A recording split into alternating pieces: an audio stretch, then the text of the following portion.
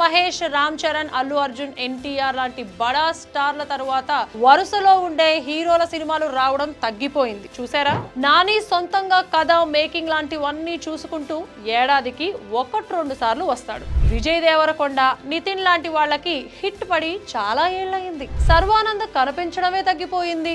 అందుకే టాలీవుడ్ లో ఒక్కోసారి నెలకో ఇంట్రెస్టింగ్ సినిమా కూడా ఇప్పుడు రావడం లేదు.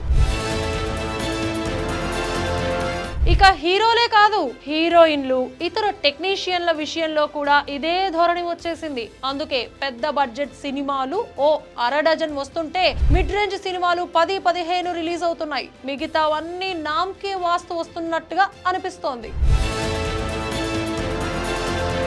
ఇలాంటి పరిస్థితుల్లో కథను నమ్మి కొత్తగా టీమప్ అవుతున్న సుహాస్ లాంటి వాళ్ళు కొత్తగా హోప్ ఇస్తున్నారు. న్యూ టాలెంట్ లో చిన్నగా అయినా సినిమాలు తీస్తూ ఇదిగో ఇలా కూడా చేయొచ్చు అని ప్రాజెక్టులుగా చూపిస్తున్నారు. అలా చేయలేని వాళ్ళు సైలెంట్ గా సైడ్ అయిపోయే పరిస్థితి వచ్చేసింది. అందుకే టాలీవుడ్ లో number of movies count drastic గా తగ్గిపోతోంది.